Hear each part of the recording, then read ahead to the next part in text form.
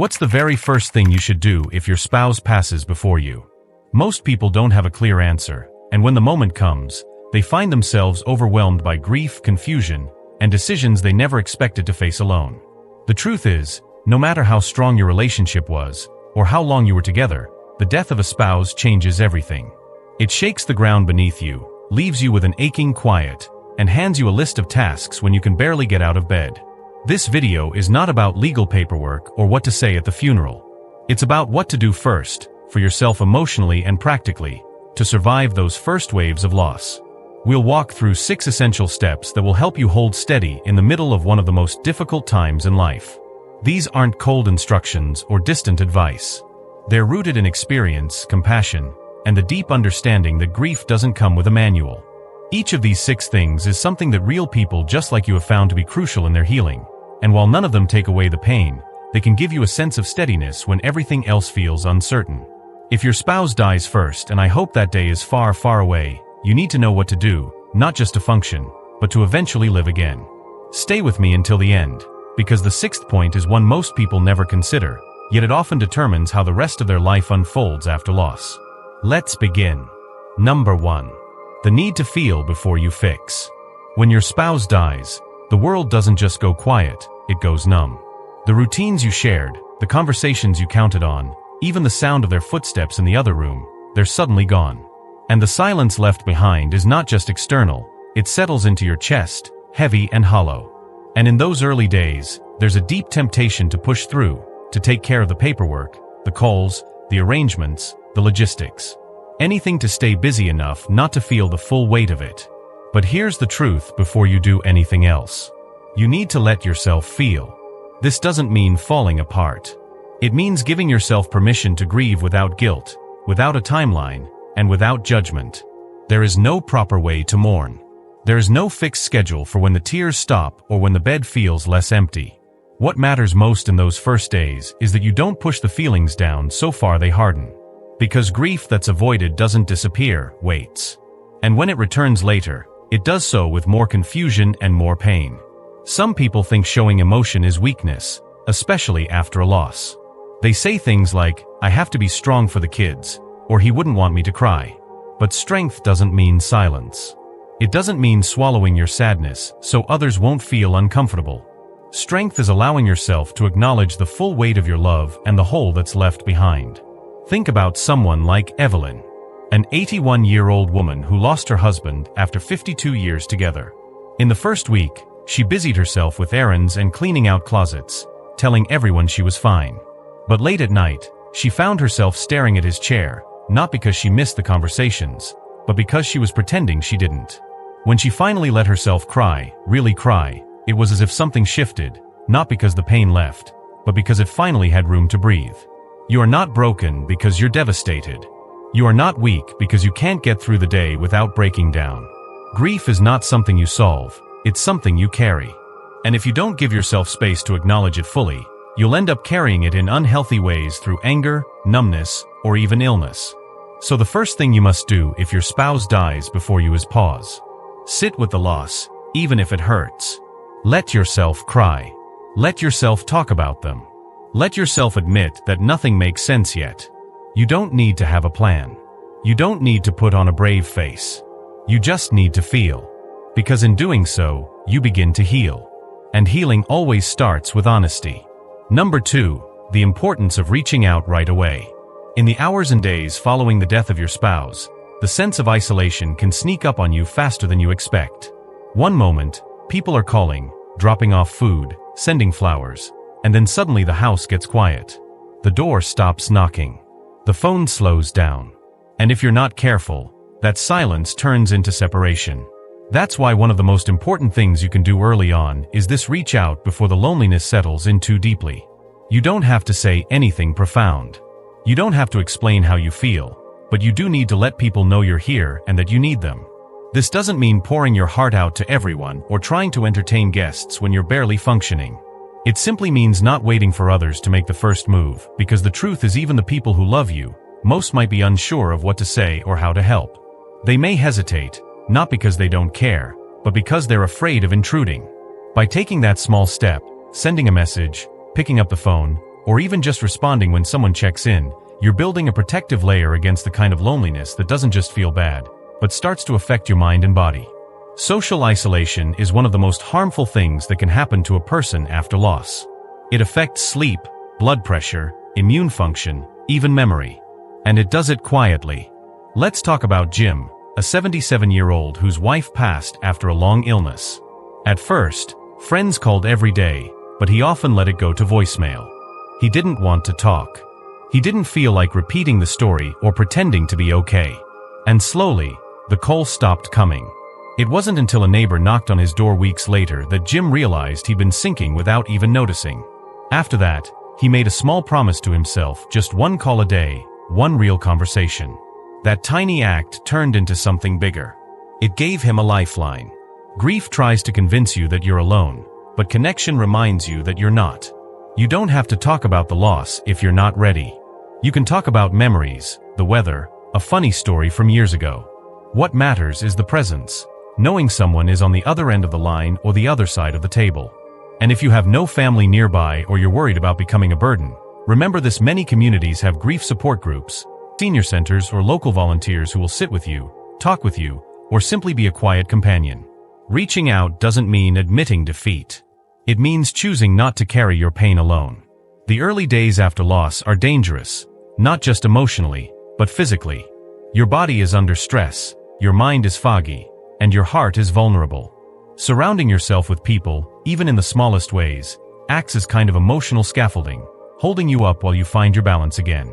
So if you're still watching this video and finding these insights valuable, please comment number 2 below to let me know you're here. And if you haven't subscribed yet, I recommend you subscribe and turn on the bell so you don't miss any videos. Your support helps us continue creating good content to inform and inspire you. Now let's move forward. Number 3. The urgency of organizing critical documents. When someone passes, especially a spouse, it feels like the world should stop. But the truth is the world keeps moving. Bills arrive, notices are mailed, accounts freeze. And in the middle of your grief, you're suddenly faced with questions you may not be ready to answer. That's why one of the most important things you must do as gently and clearly as possible is locate and review all the critical documents tied to your spouse's life. It's not cold and heartless. It's necessary. You'll need to find the will, insurance policies, bank account information, marriage certificate, death certificate, and any documents related to property, pensions, or military service. And you'll need to do it while your mind is tired and your heart is raw. This is where many people either delay out of overwhelm or rush without clarity, and both can lead to mistakes that make the weeks ahead more painful than they need to be. Some people believe they'll get to it once they're ready, but unfortunately, timing isn't always in your control. There are legal and financial steps that often have tight deadlines. Life insurance may need to be claimed. Social Security might need to be contacted. Utility accounts may need to be transferred. If you wait too long or miss something crucial, it could impact your finances in ways that are hard to reverse. Think of someone like Harold, age 79, who lost his wife unexpectedly. She handled most of the paperwork over the years. So when she passed, Harold didn't know where the insurance policy was. Weeks passed before he found it tucked inside a drawer in her sewing room. By then, he'd already covered several expenses from his own savings, not knowing the policy would have helped. It wasn't a matter of neglect. It was simply a matter of timing. And when you're grieving, clarity is hard to come by. If you feel too overwhelmed to handle these documents yourself, ask someone you trust to sit with you while you do. A family member, a friend, even a professional advisor, someone who can walk through it slowly and help keep track of what's been found and what still needs attention. Even just creating a simple checklist can ease the fog. Keep everything in one place. Get a folder or a box. Make copies of what's most important. Write down account numbers, passwords, contact names, anything that someone else would need to know if they had to step in for you. Because grief isn't just emotional. It's administrative. And that part catches a lot of people off guard. This step may feel like business, but in reality, it's part of honoring your spouse's life. It's making sure nothing is lost, overlooked, or left in chaos. It's protecting the legacy they worked so hard to build and making sure you're not left carrying the weight alone. You don't have to finish everything in one day, but you do have to begin. And once you start, you'll often find that the act of organizing, even in sorrow, can bring a small sense of order back into a world that suddenly feels unrecognizable. Number 4. The discipline of protecting your health. Grief doesn't just affect your heart, it affects your entire body. And in the days and weeks after your spouse passes, you may find it harder than ever to take care of yourself. Meals get skipped, sleep becomes fractured, motivation disappears. Even simple things like brushing your teeth or stepping outside can feel pointless. But this is precisely the time when caring for your health matters most. Because the loss of a spouse doesn't just break routines, it puts your physical well-being at risk in ways you might not expect. Many widowed seniors experience sudden weight loss, fatigue, digestive problems, chest tightness, and forgetfulness. Not because they're sick, but because their bodies are reacting to deep emotional distress. This state of stress, when prolonged, can weaken the immune system, elevate blood pressure, disrupt hormone levels, and make pre-existing conditions worse. The grief is real, and so is the toll it takes on your body. You don't need a perfect routine. You don't need to train for a marathon or overhaul your entire diet. But you do need to give your body basic care, even if it feels hollow at first. That means eating something nourishing at regular intervals, even if it's small. It means moving your body, just a slow walk around the block or stretching in your living room. It means going to bed at a reasonable time, even if you don't fall asleep right away. These aren't just health tips. They are acts of survival. Think of Margaret, age 84, who lost her husband of 60 years. She was so overwhelmed in those early weeks that she forgot to take her blood pressure medication and skipped several meals in a row. It wasn't until she fainted while grocery shopping that her daughter realized what was happening. It wasn't a medical emergency. It was grief, untreated and unmonitored, finding its way into her physical system. Once Margaret began keeping a written routine, meals, water, pills, daily check-ins, her strength slowly returned, and so did her clarity. There's a saying in grief counseling that applies here. When you don't know what to do, care for the animal in you. Feed it, water it, let it rest, let it move. Because at the most basic level, your body's trying to find equilibrium again, and it needs your help to get there. You may not feel hungry, eat anyway. You may not feel tired, lie down anyway. You may not want to get dressed, do it anyway. Not because you're faking strength, but because you're rebuilding it. One quiet decision at a time. And don't hesitate to reach out to your doctor during this time. Even if you think it's just the stress, sometimes even just talking to a professional and having your vitals checked can help ground you. It reminds you that you're still here, still in need of care. Taking care of yourself doesn't mean moving on. It doesn't mean forgetting. It means honoring the person you lost by not losing yourself in the process. If you're still watching this video and finding these insights valuable, please comment number 4 below to let me know you're here. And if you haven't subscribed yet, I recommend you subscribe and turn on the bell so you don't miss any videos. Your support helps us continue creating good content to inform and inspire you. Now let's move forward. Number 5. The danger of rushed decisions. In the wake of loss, there's often a sudden urge to make big changes. You might feel tempted to sell the house, move closer to your children, get rid of your spouse's belongings, or make major financial shifts just to escape the reminders. It's understandable. When your world is turned upside down, changing your environment can feel like the only way to regain some sense of control. But here's the truth. Most major decisions made during the early stages of grief are decisions people later regret. This doesn't mean you won't eventually need to make changes. You might. But right now, your mind is clouded by sorrow, exhaustion, and an aching desire for stability that can't be solved by external moves. What feels like a solution today might become a source of regret a few months from now. And when your spouse passes, the last thing you need is added layers of loss. Let's take an example. George, age 76, lost his wife suddenly after a stroke. Within 2 weeks, he sold their house and moved into a small apartment near his son, thinking it would help him feel less alone. But once the dust settled, George found himself overwhelmed with regret. He missed his neighbors, his garden, the kitchen they remodeled together. The apartment, though practical, felt foreign. And now he had to grieve both the loss of his wife and the comfort of the life they built. Grief needs space. And part of that space includes waiting before you make permanent changes. You don't have to leave the photos where they are forever, but you don't have to take them down tomorrow either. You don't have to decide whether to keep the house, close the account, cancel the membership, or reassign the belongings immediately. Give yourself permission to pause. And if others are pressuring you to move forward or clear things out, gently explain that you need time. This is not about clinging to the past. It's about allowing your emotions to catch up to reality. Acting too quickly may relieve discomfort temporarily, but it often leaves emotional scars that take years to process. This applies especially to financial decisions. Signing papers, selling assets, or altering investments should be done with care, and ideally with the help of someone you trust, who isn't emotionally entangled in the situation. Whether it's a family member, a financial advisor, or even an experienced friend, having another set of eyes on these decisions can protect you from acting out of desperation or confusion. What you're facing is heavy, and there's no shame in taking your time. In fact, it's wise. The goal is not to avoid action forever. It's to act from a place of clarity instead of reaction.